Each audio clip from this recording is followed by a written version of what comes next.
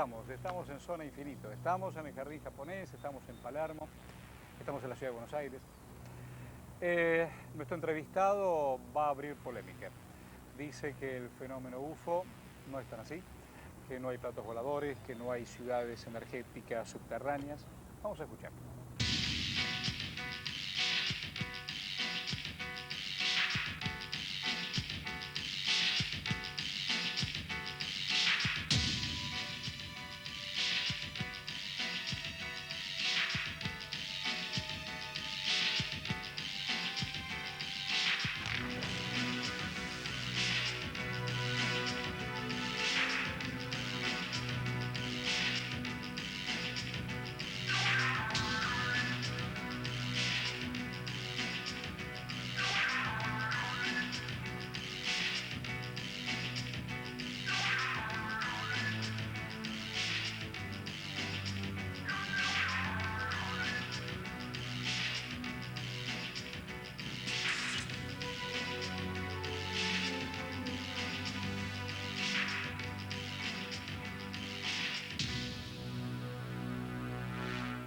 Aquí estamos con Juan Failá. Don Juan nos viene a hablar de actividades geomagnéticas. En algún momento nosotros con nuestras cámaras estuvimos en diferentes lugares de la Argentina, en diferentes lugares del mundo. Y hay ciudades donde nos dicen, mira, ahí, detrás de la montaña, hay una ciudad. ¿Cómo? Si yo no la veo. No, no, es una ciudad subterránea. A la noche salen platos voladores. Fuimos mucho más lejos. Mirá, aquí, donde estamos nosotros con nuestra silla, debajo hay una ciudad. Una ciudad. Es verdad, es mentira, es para pensarlo, es para preguntarse. Lo escucho. Mira, si vamos a hablar de ese tipo de historias, lo más que podemos decir con respecto a esas historias es que conforman una suerte de rumor o mito, ¿no es cierto? Es decir, Santo Tomás, que de repente, bueno, fue un buen pensador, un buen lógico, ¿no es cierto? Decía ver para creer. Y esta frase se aplica en estos casos más que nunca. Esas historias relacionadas con ciudades así fantasmales o lugares relacionados con supuestas civilizaciones que moran en el interior de la Tierra. Capilla del Monte. Exacto, Capilla del Monte es un lugar, son de repente historias que han sido urdidas con determinadas finalidades. Yo ayer hablaba con un amigo que conoce bastante bien lo que pasa en Mendoza con el tema de la ciudad de Isidris, y él me comentaba que se barajaba muy fuertemente allí la posibilidad de que bueno, todo eso relacionado con esta supuesta ciudad subterránea había sido urdida para montar algún tipo de negocio inmobiliario.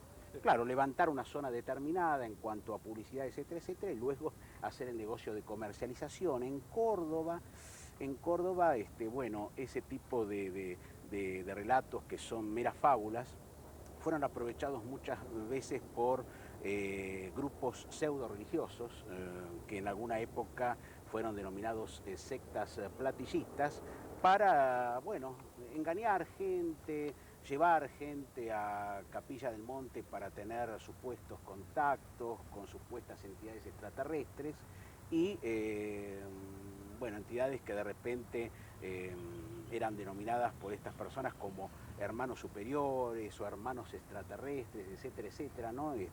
El nombre es lo de menos. Lo cierto es que había de repente en Córdoba, y esto debe seguir existiendo, un cierto ánimo de estafa, por así decirlo. Yo digo, con la misma seguridad con que usted dice, todo eso no es así. Yo he escuchado otros testimonios que dicen todo lo contrario, con la misma seguridad. ¿En qué se basa su posición, su teoría, su convicción para decirme esto no es así ni puede ser así? Esos grupos, esas personas no han presentado hasta la fecha que yo sepa ninguna prueba científica o racional de que eso sea realmente así. Usted mismo me acaba de manifestar hace un minuto que nadie vio realmente, ni fotografió, ni filmó, ni conversó con esos seres que se dice que viven o se ocultan en esos espacios. Sí conocemos casos de gente que ha sido estafada a través de esas historias.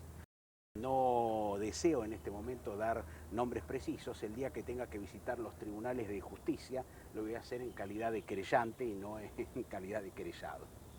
Cuando usted dice geomagnético, ¿puede ser que haya alguien que haya observado desprendimientos de energía o algo parecido? Yo lo que le puedo decir con respecto al tema de geomagnetismo es que hay en nuestro planeta, en nuestra República Argentina también, zonas geográficas en donde el campo geomagnético local varía o fluctúa. Ese fenómeno sabemos que existe porque ha sido medido, lo han medido los científicos, ¿no es cierto?, mediante determinado tipo de instrumentales. Ese fenómeno está relacionado con el fenómeno de las llamadas tormentas solares, que son fenómenos que se producen porque, bueno, la composición química del Sol es inestable. Eso produce, digamos, estas tormentas que tienen que ver con un movimiento, un cambio que hay con los gases y, digamos, la actividad eléctrica del Sol. Eso produce una influencia sobre ciertas zonas de la Tierra en donde hay acumulaciones de magma, que es, bueno, la famosa lava de los volcanes, y eso produce anomalías. ¿Qué ocurre en esas zonas en donde se verifican esas anomalías? Bueno, se ha establecido una correlación fuerte, importante, entre actividad geomagnética baja y aparición de luces de comportamiento anómalo, que seguramente para estos grupitos serán ovnis, objetos voladores no identificados, entre paréntesis, nada que ver con naves extraterrestres. En estas zonas de la Tierra también se ha establecido que se producen en esos momentos y con mayor frecuencia los fenómenos llamados poltergeist, casas encantadas, observación de yetis, la Virgen María, apariciones marianas, el demonio, etcétera, etcétera. Fenómenos que a lo mejor tienen más que ver también con el contexto cultural que rodea al testigo que a lo mejor está siendo de alguna manera víctima u objeto de esas fuerzas. A eso hay que sumarle la cierta, digamos, actividad, ciertas energías que hay en ciertos puntos del planeta que los científicos denominan energías telúricas. El que investigó mucho y muy bien este tema en Canadá fue el psicólogo especializado en neurobiología, el doctor Michael Persinger, de la Universidad Lawrenciana de Ontario, que pudo realmente de alguna manera empezar a demostrar que hay una correlación muy fuerte entre estos fenómenos, luces anómalas, él las denomina luces terrestres, y la observación de ovnis y de la producción de estos fenómenos que a veces se llaman paranormales, ¿verdad? Cuando usted dice ufología, sí. ¿Qué dice? Para mí ufología es igual a relato. A relato. Historia, informe. Un astrofísico norteamericano que fue durante muchos años consultor de la Fuerza Aérea Norteamericana, precisamente en el tema de los UFOs u ovnis, Unidentified Flying Object es UFO, ovni es objeto volador no identificado, decía, y con mucha razón, que los que investigamos, yo también hago esta actividad, los que investigamos el fenómeno ovni, en realidad lo que tenemos para investigar en principio son relatos o historias de personas que dicen haber visto objetos o luces forzadas sobre tierra en vuelo que se desarrollan o se desplazan con una característica, una coloración o una dinámica que no dan a ese testigo una explicación de sentido común. Cuando esos datos pasan a nuestras manos, nosotros tampoco le encontramos una explicación. Esa información pasa a profesionales en distintas áreas, llámele usted meteorólogos, psicólogos, psiquiatras, físicos, etcétera, etcétera, y tampoco le encuentran una explicación. Ahí estamos en presencia de un fenómeno ovni propiamente dicho. Hoy habría que hablar de fenómenos ovni. Y si pensamos que, por ejemplo, han habido investigadores españoles como Ignacio Darnaud, que llegó a contabilizar 365 explicaciones, 300 explicaciones para el fenómeno ovni. Esto quiere decir que cada explicación, cada caso, o cada historia, o cada observación puede tener una explicación diferente o un origen diferente. Pero esto de sentirse solos en el universo, ¿no? Es ¿Un ataque de humanidad brutal? ¿O de Yo no me egocentrismo, siento digo? solo en el universo, al contrario, me siento acompañado cuando veo que hoy, y de acuerdo a los descubrimientos que está haciendo la ciencia en forma permanente, las posibilidades de vida en el espacio exterior son enormes y pensamos que se están encontrando agua, bueno, en el planeta Marte, en la Luna, en Júpiter, en las lunas de Júpiter, etcétera, etcétera. Lo malo de todo esto es que hay gente que asocia las probabilidad de vida extraterrestre, que hoy es enorme, con estas luces enigmáticas que son enseguida catalogadas como naves. No es lo mismo, ¿no es cierto? Es decir, ¿Y cómo no es lo uno mismo hablar de puede, ovni que hablar de vida extraterrestre. cómo puede uno desclasificar y cómo puede uno distinguir una luz de la otra? ¿Cómo se puede hacer? Bueno, hay cuestionarios normalizados que de repente sirven para tomar la información adecuada, ¿no es cierto?, la información pertinente de los testigos de estos fenómenos anómalos. Lógicamente, cuando uno hace estas entrevistas, estos interrogatorios, el fenómeno ya no está. Claro, ya fue.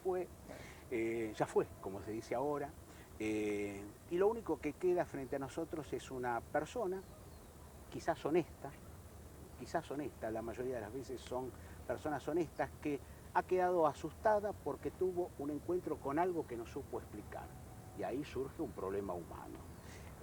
Hoy en algunas partes del mundo se está empezando a trabajar en forma, digamos, un poquitito más empírica, tratando de atrapar al fenómeno con cierto tipo de tecnología que antes no estaba accesible, digamos, para el investigador normal. Es tecnología que se consigue sobre todo en los mercados de excedentes militares en los Estados Unidos. Hay aparatitos muy interesantes para detectar fenómenos en zonas de alta recurrencia como Córdoba. Sí. Sobre este y otros temas, ¿me repites una pausa? ¿Cómo no? Con gusto. Ya veremos.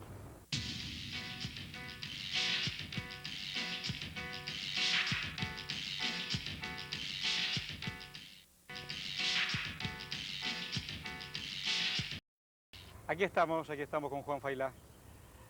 Ahí en Capilla del Monte dicen, así como le decía en el bloque anterior, la ciudad de Erx o de Erques. ¿Por qué yo tengo que decir que la ciudad no existe? Porque nadie la ha visto, nadie la ha fotografiado, nadie ha traído, digamos, ninguna de esas personas que se dicen moran en esta Algunos ciudad. han testimoniado que hay luces que entran y salen. Pero son testimonios humanos, eso no alcanza, digamos, como prueba científica. Un testimonio humano a lo sumo sirve como testimonio judicial si está acompañado por ciertas pruebas. Desde el punto de vista científico, el testimonio humano es casi nulo. Es casi nulo. Pesar, observar, medir, tocar. En la misma Capilla del Monte, Córdoba, para nuestros amigos latinoamericanos, centro geográfico de la República Argentina, fui testigo y escuché testimonios de quienes dicen haber sido abducidos. Sí. ¿Qué opinan al respecto?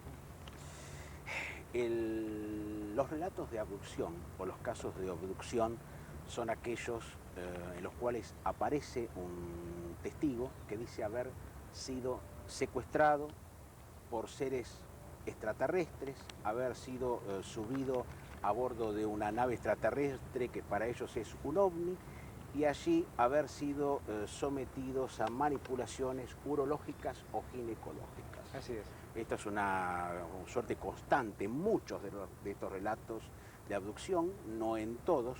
Cuando estos exámenes finalizan, estas personas dicen que son liberadas con la admonición o cargo de no recordar nada de lo sucedido. Y bueno, muchos de estos relatos son recuperados a través de un procedimiento médico que es denominado hipnosis regresiva, que es un procedimiento muy cuestionado porque en definitiva se coloca al testigo en una especie de estado modificado de conciencia, es decir, la persona no está consciente, y si el interrogador le pregunta al testigo cómo era el extraterrestre, como el testigo, esa persona está, digamos, en una situación, en un estado no consciente, elucubra o fabrica una historia para agradar al entrevistador, que en este caso se transforma en hipnotizador. A veces es médico, a veces no. Se ha logrado establecer que muchos casos de abducción tienen que ver con la producción de cierto tipo de alucinaciones muy complejas, que tienen que ver con ciertos sucesos que se han producido en la niñez de algunos testigos, abusos sexuales, maltrato por parte de los padres, etcétera, etcétera. Esto produce, y esto lo saben muy bien muchos psiquiatras y muchos psicólogos que han estudiado seriamente este tema, produce en estos testigos, entre comillas, una situación de disociación de la personalidad en donde una parte del cerebro, para escapar de esa situación angustiosa, fabrica o elucubra estas historias tan fantásticas. Cuando a estos testimonios los acompañan con fotos. ¿En casos de abducción? No, casos de observar platos y Sí. naves. Yo he visto, y seguramente usted también, Sí. digo, esto puede ser un plato volador, ¿por qué no? ¿Por qué tengo que decir que no? No, yo de ninguna manera digo que no a los fenómenos ovni. Hay, sin lugar a dudas, en ciertas zonas de la Tierra, fenómenos recurrentes, sumamente anómalos, de carácter energético, que de alguna manera se ha comprobado que cuando se acercan a los testigos, interaccionan sobre ellos. Hay casos de personas que han recibido heridas, Sí. hay casos de personas que han, han tenido, digamos, tumores, que a lo mejor, esa situación terminó en la muerte del testigo. Hay casos, de detención de automotores, hay casos de encuentros o cuasi colisiones con aviones en donde, los aviones pierden el control de sus instrumentos. Sí, yo he entrevistado a pilotos de Fuerza Aérea que me merecen, desde el relato, todo mi respeto, ¿no? Exacto. Y algunos de esos fenómenos son fenómenos energéticos. Yo le podría mencionar uno, Horacio, que es el fenómeno de los plasmas, el rayo en bola, que son, por ejemplo, el rayo en bola es un fenómeno energético, meteorológico, que es como, digamos, una acumulación de gases que están cohesionados por electricidad. Este fenómeno puede aparecer a pleno sol, sin haber tormenta, sin haber nubes, y cuando ese fenómeno se acerca mucho a un testigo guarda, porque no afuera, pero dentro del fenómeno puede haber hasta 3.000 o 4.000 grados centígrados de temperatura, ahí empiezan los problemas, y cuando, es decir, se han reportado casos, por ejemplo, de este tipo de fenómenos que pueden medir desde, 10 centímetros hasta varios metros de longitud. Se ha reportado que este tipo de fenómenos pueden entrar a través de la ventana de una casa y pueden explotar, porque son fenómenos inestables, y esto puede producir daños en los testigos. ¿Cuáles son los puntos del planeta geomagnéticos más importantes? Victoria, provincia de Entre Ríos, según la información que yo tengo en mi poder, es un lugar en donde muchas veces la actividad geomagnética está baja. Digamos también a nuestros amigos latinoamericanos, Entre Ríos está en la Mesopotamia, Argentina. Exacto, estamos hablando del este, ¿no? En frontera con la República Oriental del Uruguay. Y ahí estaríamos hablando, digamos, de un lugar de alta recurrencia de observaciones de ovnis en Victoria. El sur de Chile. El sur de Chile, etcétera, etcétera. Y ahí a mí me gustaría mencionarla simplemente, lo menciono como una curiosidad.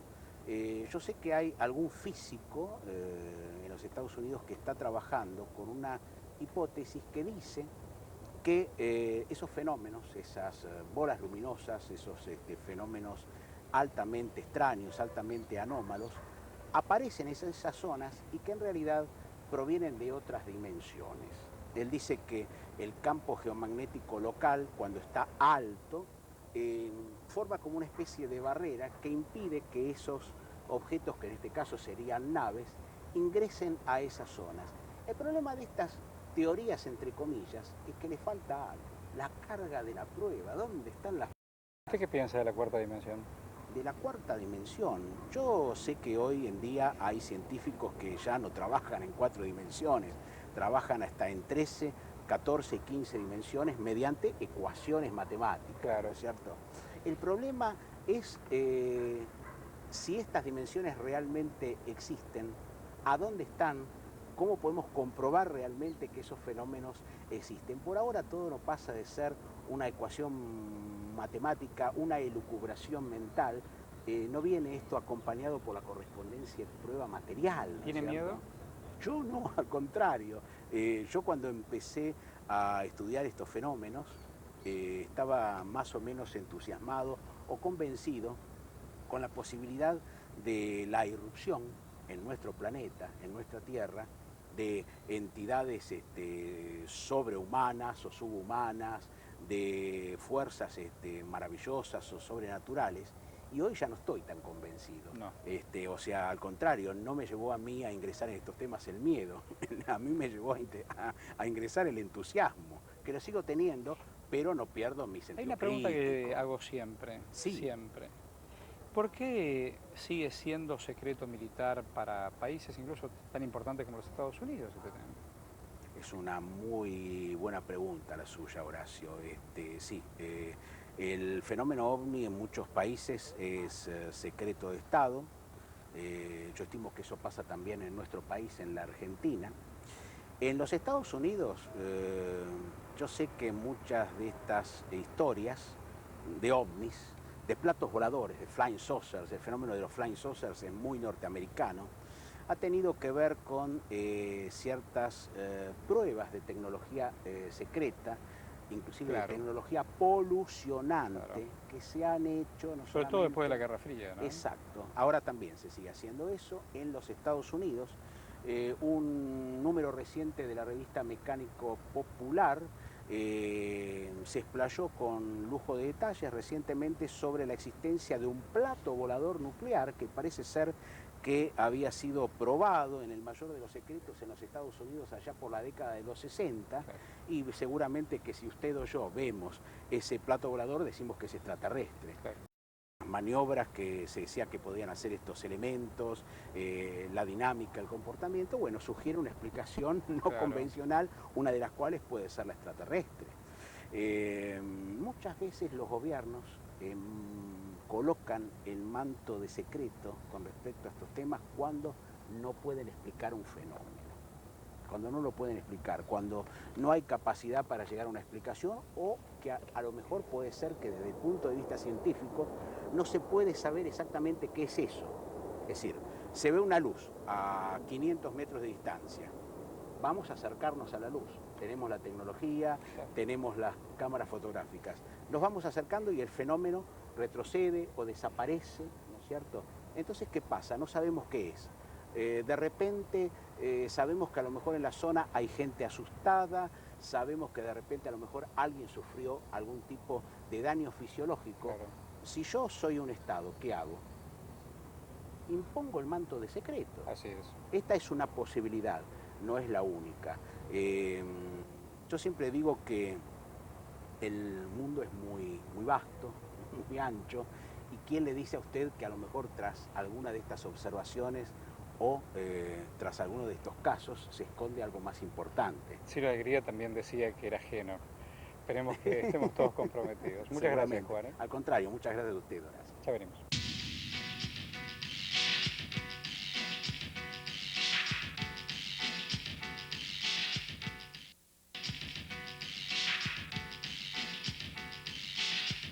La polémica está abierta y el debate también. Con el mismo respeto y con el mismo espacio, Zona Infinito, escucha y comparte. Nos reencontramos en cualquier momento y será en Zona Infinita. Gracias.